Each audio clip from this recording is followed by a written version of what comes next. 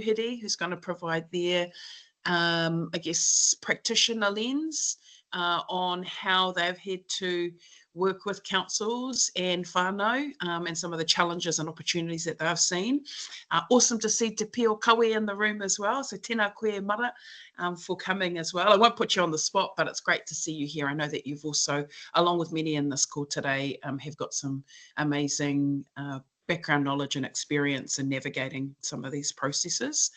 Apologies from Victoria Carroll. Some of you may know her as Victoria Kingi, ki te māwiwi ia. So she's unwell today. And however, just that kind of perspective from Tauranga Moana is going to be really fabulous. Then after that, my colleague Steve and members from TPK will talk us through the journey to date so that you've got a little bit more context. Then, depending on how we go for time, we'll probably have a bit of a 5-minute break. So you can go and have a cup of tea and then come back. And just in regards to an action for today, we're going to put up a QR code and we're also going to put a link in the chat for you to participate, providing your feedback and input as well. So it's great to document your kōrero. So we're going to pose a question and then we're going to give you an opportunity to feedback your whakaaro as well. And again, if there are any pātai that pop up, again, let's direct that towards Steve and the team. And then maybe the collective intelligence in this room too might be able to step in as well. And then also just a final note, Kiriata has just asked if whānau are comfortable to stay connected. Are we comfortable with sharing your contact details as well? I'll touch base on that at the end of the call just to check. If you're not comfortable with that, that's okay. But for those that are comfortable in wanting to stay connected, sharing information and just being aware of changes, shifts, opportunities, then Steve and the team will forward that out in an appropriate way as well. So just have a think about, are you comfortable with your details being shared with other whānau in the call? Nō reira, tātou mā. Let's bring Shay into the space. Kia ora, Shay. You here today? Kia ora koutou katoa. Yeah, I'm here.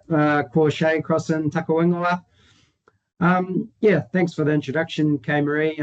As you said, I'm sort of here on behalf of Victoria Carroll, who's unwell today.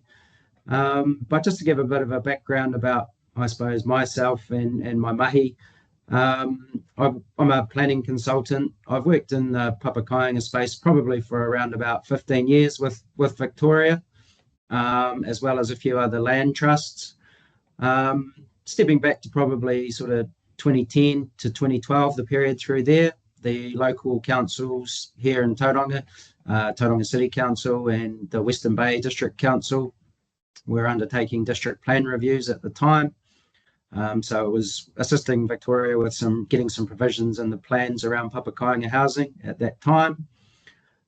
Since then, I worked with Victoria when she had her own company, Papakāinga Solutions, on a few Papakāinga projects, resource consenting, right through to development of those Papakāinga infrastructure and services. Worked with a few other land trusts in that time as well. And more recently have been working with the Western Bay of Plenty District Council for some feasibility study work on a few trust blocks in and around the Te Puke area. So that's my background. If you have any, I think you had a few questions for me. I just wanted to talk through the sort of the experiences that we'd found. Oh, awesome, Shay. Yeah, look, I think it's really important just to set a bit of context. And so what I'd really love to hear from you, I'd like to start with, what do you believe are the ideal conditions for whānau to be able to come together to have a kōrero? Then I'll hit the council side. But Yeah. there are characteristics of people, of process, and for those of us that have been involved with whenua Māori, it can take a long, long time. But in your view, what do you believe are the ideal characteristics of the people that you've seen that have had that grit and kaha to get the project over the line? And what do you think are the parts that make that work really, really well to get a project from here to there? Well, first of all, in my experience, you really need someone to be passionate about that project, from the whānau or the trust, and drive that project right from the outset. It can be hard and it can be quite overwhelming given all the complexities with the rules, the funding, and just whānau dynamics, I suppose, trust dynamics, to get things off the ground. But yeah, in my experience, probably the main thing on the successful projects that we've had is one person has really taken it by the scruff of the neck and had that passion to drive it through from the start to the finish. The whānau has bought into that, obviously, along the way. But yes, you really need that strong will and person to drive that process in the first instance, in my experience. Builder. Now, Tauranga Moana is quite unique in the way that you were able to influence the district plan. I'm just kind of hearkening back to an amazing leader who was inside Te Puri Kōkiri, an enabler, Pauline Tangohau. But the unique part was that the trusts and council had established not only like a full plan, so kia ora te pio, I remember your plan, which kind of outlined your traditional papakāinga across the whenua, helping to educate councils on the history of the land and the people there. But you also established a joint agency group to enable this type of speedy roundtable process of decision making between the trusts, your aspirations, and also councils as well. What else do you feel really helped enable your whānau there in Tauranga Moana to make shifts and changes, and that kind of joint agency group being just one example? There were many. What are your reflections there? Is that a question for me, Kay Marie, or more to Pio? I don't want to steal his thunder, but No. Oh, maybe both of you. And I don't want to put you on the spot there, Te Pio, because I think your mahi there has been very significant as well. But Shay, perhaps you, and then Te Pio, if you want to join in, you're welcome, because this was totally off the cuff. But Shay, pihi au whakaaro. Yeah. So if I just maybe take a step back, I think primarily, Te Pio did a lot of work, as you rightly point out, around those specific Papakāinga zones in the Tauranga City Plan, or those rural marae community zones. So perhaps he could talk about that, which are mainly focused around a lot of the marae here. Probably the key thing for me is that in our district, we obviously have the Western Bay, well, in our wider area, we have the Western Bay Council and the Tauranga City Council. We have a road. On one side of that road, we have Tauranga City. On the other side of that road, we have the Western Bay of Plenty district. So back at that time of getting those rules in place, it was pretty important to have the rules reasonably consistent for each council on either side of that road. So there was no barriers there. And that joint action group, if I think back now to 10 years ago now, there was a lot of Victoria and others, obviously the councils as well, ran a lot of hui and workshops around Papakāinga. So that certainly helped facilitate the start of a lot of those processes. People got plans, and once you can see a plan on a bit of paper, it makes it a lot easier for whānau to understand what can happen. But it was also really good, buy-in from the council, as well as the regional council, I should point out, for the on-site effluent disposal side of things. But yeah, it just brought everyone together and was a good kickstart for a lot of the projects. Kia ora. And Te Pio, do you feel like you want to contribute? And again, you don't have to, but I just do want to acknowledge that you were a significant part of many of these developments, and it'll lead us also soon, Shay, into the kōrero about the RMA. But Te Pio, kei a koe? Morena. Morena e te tuahine na mihi hoki nei a koe. O te rā ki na whānau hapu, na iwi, na kaitiaki hoki rā o te whenua, me na mema hoki nei o na kaunihira katoa ki te motu tīnei hoki rā te mihi nei ki a koutou. Kia whakawānanga hiara ki a tātou katoa mō tēnei kaupapa whakahirahira nei ki a tātou nei mai hoki nei ki tēnei reanga. Ara hoki nei mō nā reanga kaihiki mai nei. Nō reira, tēnā koutou, kia ora tātou katoa. Yeah, I thought I was going to have an easy session, sit at home, whakarongo, take some notes down. So yeah, thank you for the beautiful past to contribute to the wānanga, to our hui today. So yeah, like you say, keep it short, keep it simple. I think just going back to the first question, that whānau dynamics, cohesion and direction and leadership are definitely keys, and that is clearly the opportunity to work from our matuas, from our pukinga from Te Kōti Whenua Māori. Without them, the direction for trustee training, the rules and provisions for the trust to engage in this process are founded there. So we need that strong relationship with the court, with our whānau, and shows exactly right, strong whānau project management. Now that doesn't mean that one person or two people hold all the answers. They're the conduit. They're the conduit between the whānau, their aspirations, their needs, through to all of the technical advice and all of the key parties that are associated with developing a Papakāinga development, which is really community development that either supports the whānau who are not living directly next to their marae or in close proximity, but it is definitely a community initiative that looks to build on our collectivism, our, the kotahitanga that Kingi Tuheitia talked about, the mana motuhake that Kingi Tuheitia talked about, and that I think we all have a view around how that can be applied to our own whenua. And so I think that drives the vision and the kaupapa of what our Papakāinga should look like and what we wanted to bring. And like you say, there are many āhua, many components and elements of Papakāinga across the motu. And so, for Shay and myself and for the Western Bay, those differences are actually the strengths that people bring to their Papakāinga. So, the strength to bring to have home-based enterprise, to have home-based businesses, to support the economic development of our people from home, or collectively supporting other activities on the whenua. So you might be a trust that are primarily, and majority of ours are in rural land, to support horticulture, agriculture. They're an employment base. They're also the ringawera for our marae. Let's not forget our primary role around keeping the ahika alive on our marae, and the role that Papakāinga have in supporting the many kaupapa that occur on the marae ki te motu.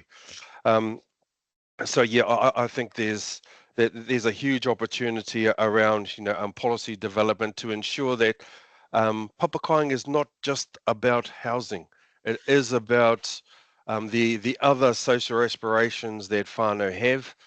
So yeah, if a whānau and a marae collectively want to have a kohanga reo, a health centre, want to develop into having sports facilities, business opportunities, I say provide them the opportunity to make their Papakāinga and their marae more responsive to their needs and aspirations. And I think that's the future of where we're going. We want Papakāinga to be, I suppose, a platform to elevate community development and community cohesion, so that we're not developing Papakāinga that are in isolation, that if their cousins down the road are also building whare, or that we can share the services. So if we've got one kohanga that deals with the other 5 or 6 or 7 whānau that are developing their own kāinga, that we're better utilising our resources, we're better utilising the opportunities for our people to be living together. And it's that intergenerational opportunity. Kay Marie, you're living on your Papakāinga, I'm doing exactly the same here in Haerini. We're in the second stage of our Papakāinga, from the 13 to 18, and we're if we're successful with the next stage, we'll have another 25 Papakāinga sites coming on to be part of our Haerini Ngāti community, and that's the big vision. Is contributing to our to our community, obviously then to tauranga moana, Ngāti Ranginui, Ngāti Rangi, Ngāti Pukenga, and collectively, you know. So I think there are huge opportunities around the provision of effective papakāinga. But you need the provisions to be flexible enough to allow for the unique and I think the key characteristics of each papakāinga to come through. And that discussion is obviously going to happen between the whānau, the local authority and the regional authority, whoever's managing the waters. And Shay's right, you know, the biggest issue around the provisions is the provisions and the opportunities of providing appropriate, cost-effective infrastructure, you know, the three waters, getting in the power, our roading, and all those services that contribute to an effective papakāinga. And I think the other opportunity that we've got for some who might go down that track is actually ensuring the longevity of those infrastructure services. And one of the tools that we've used is actually creating easements over the infrastructure services, obviously working with Te Koti Whenua around those easements, but getting them in place so that I know we're in a different position than others, but you know, the opportunity of getting Tauranga City Council to manage the long-term infrastructure for our papakāinga. I know it's not going to work for everybody, but for those that have, you know, using those easements is a good option. I think that's enough. Kia ora. Kia ora te pio. Really appreciate you. And I guess, Shay, just to round us off with this morning, you know, regards to the potential for shifting the RMA to be more flexible, as Te Pio said, for it to be more reflective, because again, you push boundaries and actually really influence policy change in Western Bay there. Do you have any top tips or ideas that you think people can just hold in the back of their mind before we kick off our presentation? Yeah, look, I think for the most part, in my experience as a planning practitioner, that the local council rules here are reasonably enabling. We have, I don't want to get too technical on it, but sort of as a permitted activity, there's only 1 or 2 dwellings provided for as permitted activity, up to 10 generally as a controlled activity, sort of 10 to 30 as a restricted discretionary activity, and then anything beyond that is a full discretionary activity. So in my experience, most of the developments I've worked on have either been controlled activities or restricted discretionary activities. They haven't been overly onerous processes, but there is still a cost involved for whānau. So probably the main thing I would like to see is a bit of an increase in that permitted level from 1 or 2 whare on land to maybe 10 or something in that order is the key thing. And I think that would help kickstart a lot more papakāinga, would remove that, or potentially remove that consenting barrier up front. And then, you know, once you get those first few established there, everyone sees that and thinks, oh, that's awesome. That's a cool idea. We want to do the same. So I think it just, you know, would have a really snowball type effect if we could just maybe get a little bit more permitted activity in there. So in saying that, you know, there is both councils, local councils here have permitted activities and or controlled activities for community-based facilities like Te Pio was mentioning, hauora, you know, those sort of things. So yeah, that's as I say, that the rules here are not inherently bad. They have worked quite well in my experience, but just a little bit more permitted stuff would be good.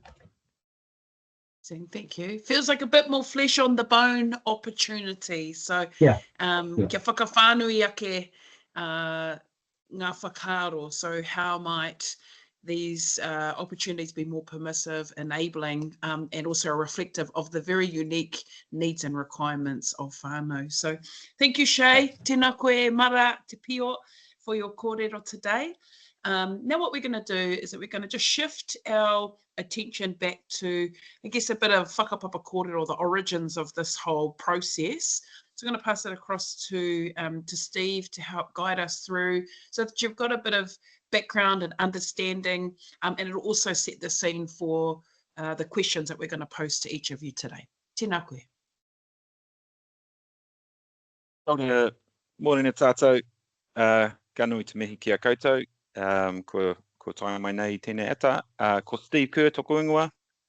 I'm the Housing Policy Manager here at Te Puni Kokiri, and just want to say big thanks to Kay Marie and for facilitating us today so well, and shout outs to Paula and Shay and Peel for their kōrero. I'm going to go through a slide deck, which is sort of a cut down version of the one that should have been circulated out to you all. We're going to start to get a little bit more into the sort of technicalities of things and into the detail today. And Te Kura is going to join me in doing the presentation.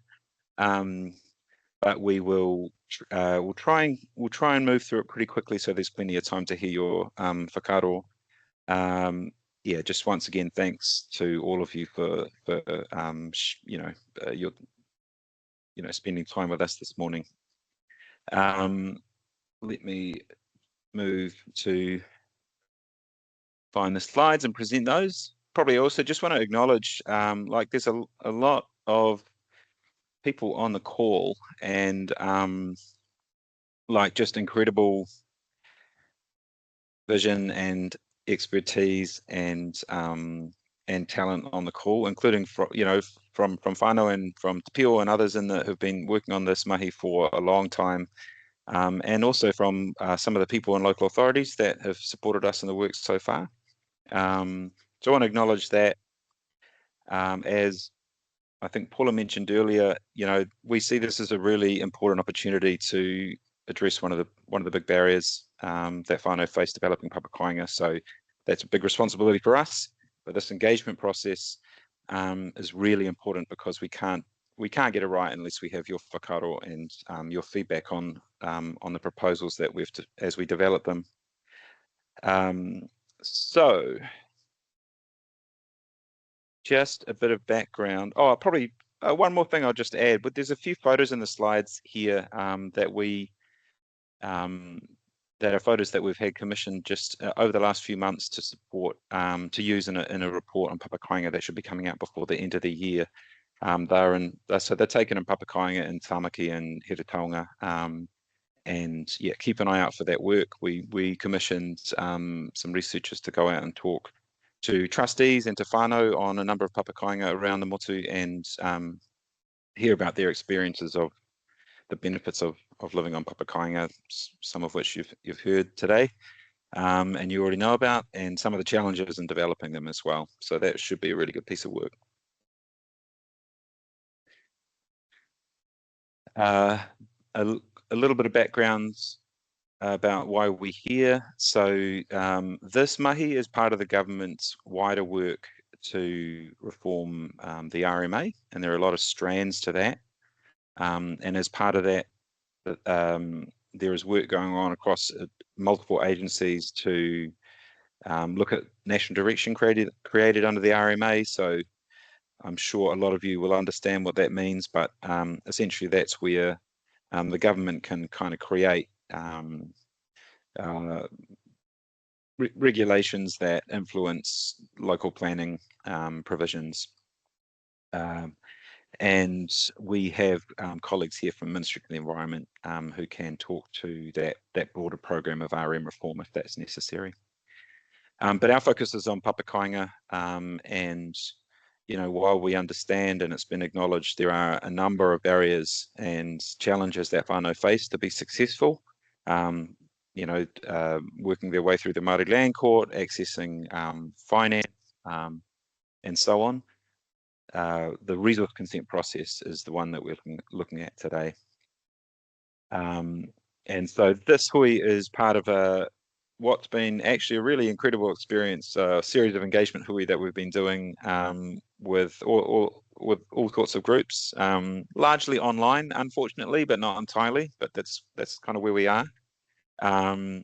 Largely online, but talking to whānau and sort of Papakāinga development sector, people like Shay in Victoria, and Paul Sharon and Heretaunga and others around the place. Groups like Te Matapihi and Te Tumu Pairoa, local authorities, the planning sector, and iwi, to hear their thoughts on our very initial proposals that we're going to talk through today. our overall aims to ensure that district plans or unitary plans have got rules to enable Papakāinga with minimal resource consent requirements. So we did do work earlier in the year looking at all 65 district plans in the country currently and the way that they provide for Papakāinga. And I think probably a lot of people on this call were on a hui that we did back in June, where we presented that research back. And the very sort of summarized version of that is that probably about a third of those district councils have got, or district plans have got reasonably good rules, and those certainly include Tauranga and Western Bay and others, and many of you will be on the call, I could see. Probably about a third of it, roughly a third have got no rules at all for Papakāinga, which makes it very difficult to develop, especially in rural areas. And then a third is somewhere in the middle. So what we're trying to do is essentially lift the game, particularly of those councils with nothing in place. Number two, we do want to ensure that whatever we do with the national direction, which is a sort of, you know, a centrally kind of mandated type of approach, but we want to make sure that there is still that flexibility for mana whenua to have a say and shape the way the Papakāinga rules work in their rohe, because there will be different tikanga and different considerations. So we don't want to override that. And then finally, I'm just going to throw to TK after this, talk a little bit about his experience, but like when it comes down to it, we want to increase the supply of affordable housing and enable owners to make decisions over their own whenua without being restricted by the planning system and district plans. I just thought, TK, do you want to just speak a little bit about your experience of the way this can be transformative for whānau? Ka pai, tēnā tātou, ko tika puha tuto pēra, he kaimahi a haua te puni kōkiri.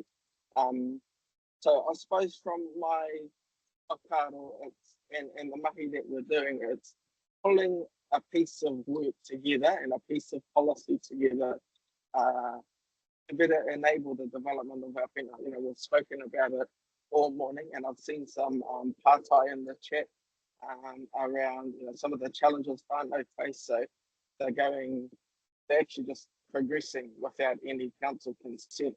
I suppose this piece of work is around implementing some national standard policies across those councils that are not as enabling. And as Steve mentioned, definitely some councils out there that are trailblazing this piece of mahi across the motu and have supported the development of Papakāinga across their region. And that's probably been another piece of mahi and a piece of conversation that's been happening through our consultation process of that. What does that look like for our council that are enabling and not wanting to pull together a piece of policy that's going to override or undermine our enabling thing. So that's definitely not the purpose of the kaupapa.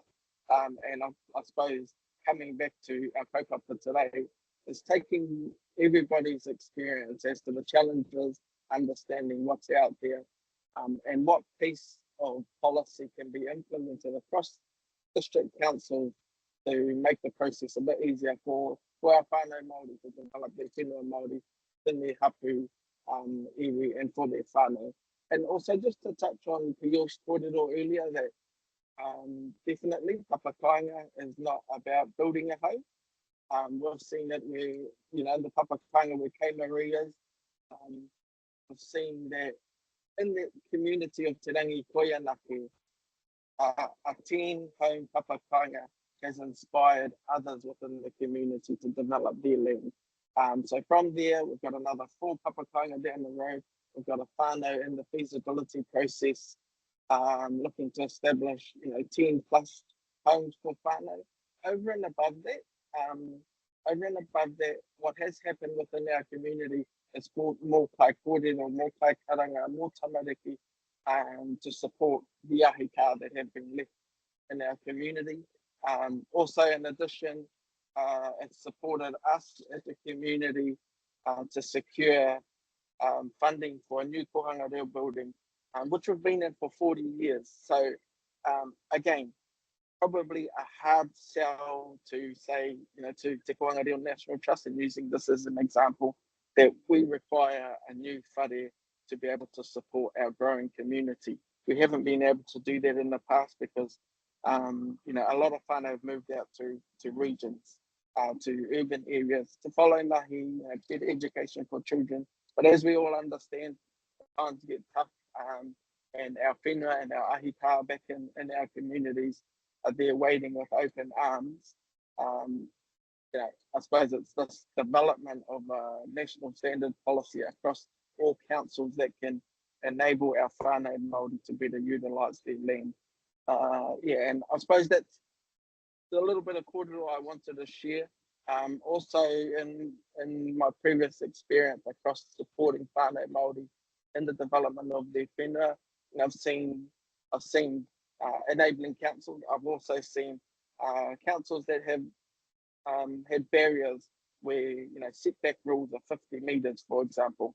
So whānau are not able to build on their whenua without going through a very costly exercise to show council that actually if we build within 50 meters, that leaves a little strip where 3 houses can go straight down the middle because we've got to be within these rules. So to overcome that, it's obviously costs of engineers, geotech, everything that comes with applying for a resource consent and actually understanding what they need. So what we've found in the mahi and the time that I've been doing this mahi is that a lot of whānau, they just want to go home. Sometimes they overcome, they bypass the council process because it's very restrictive, it's hard, it's a barrier. And again, coming back to the comments in the chat around some of our whānau, how is this process going to speed up process for whānau to go back to the whenua that don't want to go through the council process. So unfortunately, that's not this piece of mahi. This piece of mahi, I suppose, is about supporting a process where all councils can be better enabling so that whānau don't have to go down that route of bypassing the system, building whare on their whenua that in the council's eyes, and again I'll say this, in the council's eyes is an illegal chattel, but I suppose for whānau Māori, and we always hear it as that their term of illegal and our term of illegal, mana motuhake, is totally different. So just want to make that point that unfortunately this is not going to support that that piece of comment in the chat. But overall, I think the outcome of it is that our whānau Māori will have better enabling provisions in the plan to enable them to progress with their aspirations. I'll pass that back to you, Steve. Fine. Thanks, Tike, and apologies, I didn't realise you were out on the road, so thanks for that. So we'll just move into the specifics now. Hopefully we can see that. Yeah, this is just to say again that we're kind of in the early engagement phase of the process. We will take back all the whakaaro and feedback that we receive through this engagement phase to shape up some proposals, which will actually go into a document for public consultation early next year. And that'll be the formal consultation process. So it's still early days, but the better we can shape up that consultation document and our proposals for that document, the better result we'll get in the end. Okay, finally, here are the sort of 9 ideas or statements that we're sort of testing with the people we're speaking to. Some of them are pretty straightforward and probably pretty obvious statements, like this one. But as we go through, we get to some more like important issues that are a little bit sort of trickier in terms of how might we address them through national direction. So number one, we want to see every district plan and unitary plan have rules to enable Papakāinga. Like I said, probably about 2/3 do at the moment, but we want all of them to have rules. And shall I kind of have, yeah, maybe I'll run through and take part at the end. Number two, this is a statement about ensuring that we don't lose that iwi or mana whenua voice in shaping local provisions. So the process by which plan changes are introduced, whether those are required in a district, must ensure that iwi and hapu can influence Papakāinga provisions in their rohe and that rules reflect the local context and the local tikanga.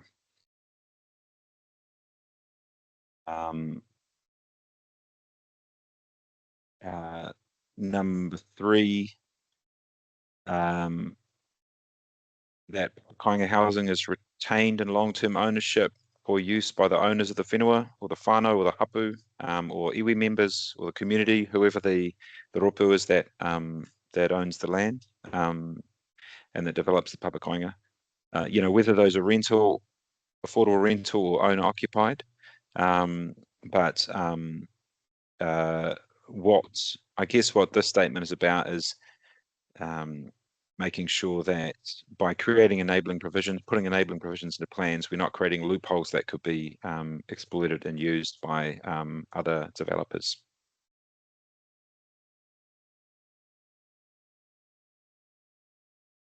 Number four, and I think this came up in Peel's korero earlier, so what we've heard and what we want to see is that Papakāinga rules support, primarily housing, of course, but also that they enable some non-residential activities to support the community. So those might be cultural activities, kohanga, or some sort of commercial activity or a marakai which supports the Papakāinga, but where people can also sell produce.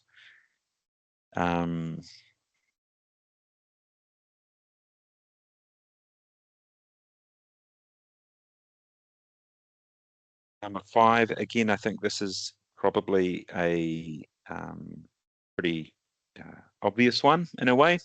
What we want to achieve through this process is making sure that resource consents for Papakāinga are minimised.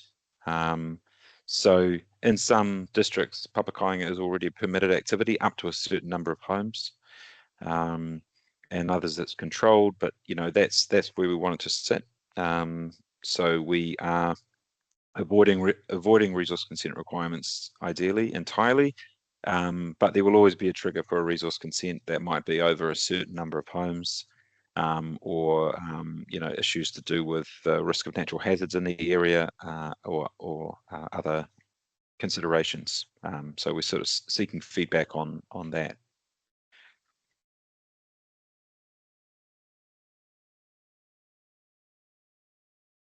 Number six is around where the Papakāinga rules should apply in the district.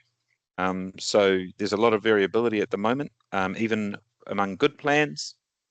So in TK's district, in Heretaunga, and Hastings, Central Hawke's Bay, and so on, Papakāinga is enabled as a district-wide activity on certain types of land, obviously on whenua Māori and some other types of land. In Tauranga and other districts, there are Papakāinga zones, Māori purpose zones. So the point here is that we want to, I think Papakāinga, we'd all probably agree that Papakāinga rules should always apply in whenua Māori, but there are other types of general land that we think should be included. A couple of examples have been given there. So land that's been, general land that's been compulsorily converted under the 1967 Māori Affairs Amendment Act, for those of you who are familiar. and is in general land, but that was a kind of a compulsory process where the owners had no say. So I know in Hastings, for example, that land can be treated as if it was whenua Māori, or land owned by PSG or iwi is returned as part of a treaty settlement where they may want to develop housing as well. It seems appropriate that Papakāinga rules would apply there.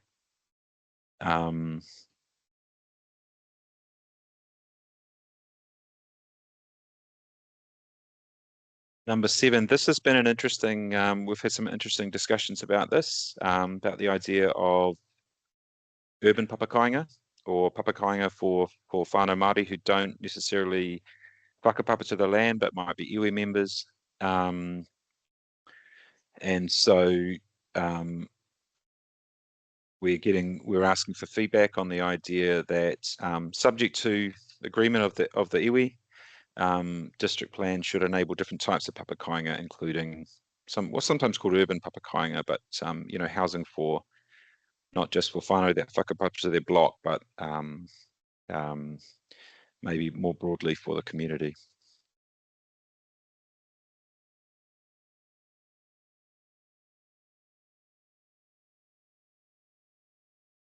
Number 8, second to last one, and I think TK mentioned setbacks in his kōrero before. So this is a statement that's about trying to maximize the number of homes that can be permitted on a block. A lot of plans will have restrictions on the number of homes that can be developed, or the minimum lot size, or coverage or density sort of limits, or setbacks that are so large because they're based on the underlying rural planning rules that mean that there's actually no space to build on a block that might be a long thin block.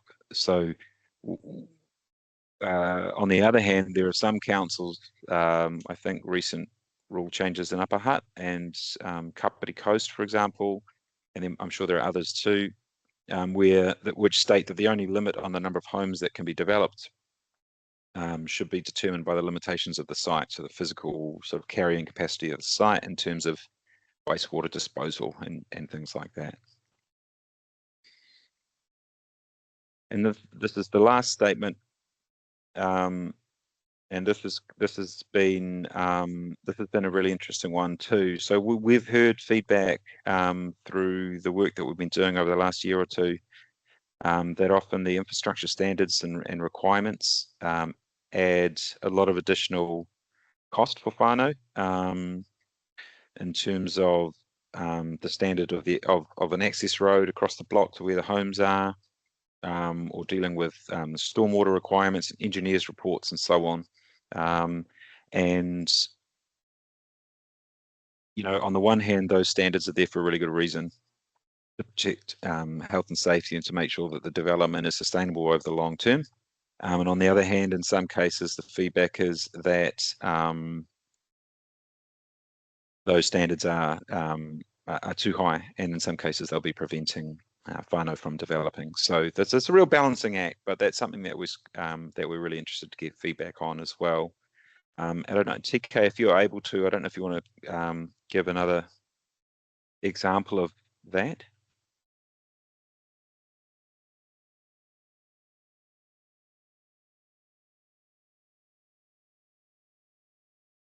Right, I'll just move on. And so that's the last point. I get a couple of parts to land on at the end, I can jump back through the slides through the discussion that'll follow. I don't actually usually run through them like this, 1 to 9 all in a row, but I think with the size of the group, it felt good to just get through them all and then let the conversation flow. But I can jump on if people want to go back to slides to see what was said there. But some general overall questions that we're asking. What are the kind of loopholes that we need to be aware of and we need to shut down when we're creating more enabling provisions to make sure that they're used by the whānau and the people that they're intended for? Question about capability and capacity of councils to implement through plan changes, which we know will be variable. And I mean, Shay and Te Pio spoke about the amount of work that's required from iwi through that plan change process to make sure the rules are good. So there's that kind of capacity issue as well. And then the third point is a really interesting one too, and I think there's a comment in the thread about making sure that we don't end up negatively influencing plans or rules where there are actually existing rules that are good.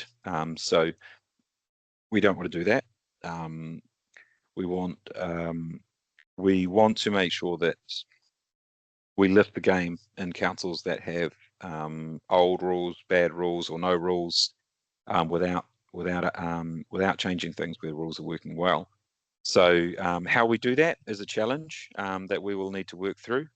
But part of the picture might be a national environmental standard, which is a more of a prescriptive form of national direction. So yeah, the part idea, would it be a good idea for the government to impose nationally consistent Papakāinga rules in all districts through a national environmental standard? And obviously we're working through the pros and cons of that and how that might work well. So, okay, Maria, I might pass back to you. And yeah, any partai comments, really keen to hear what people have to say. Kia ora. Awesome. Hey, look, thanks, Steve and TK, for just sharing a little bit of that. I think it's helpful to just set the scene and also can see a flurry of different pieces of feedback and whakaaro. So awesome, tātou mā. I just want to double check. We're gonna break soon, and at that point you'll be able to scan a QR code or grab a chat link. A link to the survey where you can actually put all your whakaaro in there as well. But what I would like to suggest is when we come back from our 5-minute break, we'll go through each of the different 9 take. And then that's enough opportunity for you to provide your feedback so that we can just sit, absorb and reflect upon it as well. And then I've also put the questions or the provocations for you all to think about is what are the loopholes, but also what's missing. So I'm already seeing some kōrero here in the threads around, hey, what about the like implicit focus on whānau? There's like iwi and hapu focus. Like, does there need to be an implicit focus on whānau? And then there's this other part of me, so my personal whakaaro is, you know, again, is that a legislative process or is that, you know, more of a relational one that we build out with our particular councils and agencies? So that's a whakaaro. So how do we feel, tātou mā? Should we just have a moment, 5-minute break, let all of that kōrero kind of soak in? If you've got some thoughts already, feel free to chuck them in the chat. But why don't we take a 5-minute break?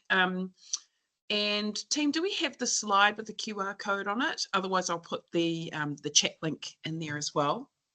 Yeah, I'll put that up now. Thanks. Cool. Give me one second.